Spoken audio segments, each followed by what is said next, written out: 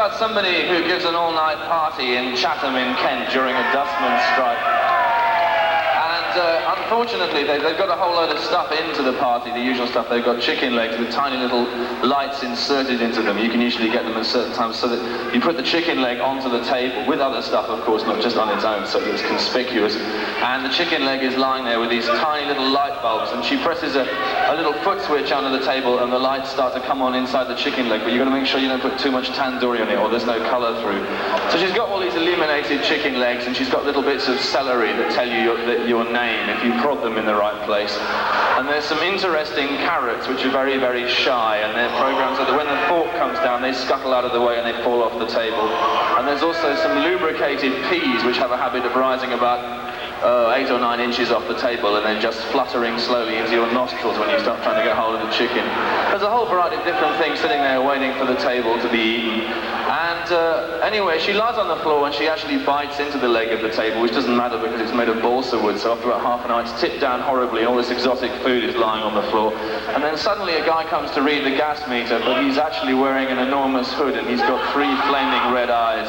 And he's on a little piece of railway track which moves him meandering towards her. Anyway, he's tipped down gradually by a bath, and the bath is full of eggs, and the eggs all open up. It's the usual stuff. And anyway, they look outside, and there's 2 people called Jane on the path, giggling hysterically, so the whole world explodes, and it's the end.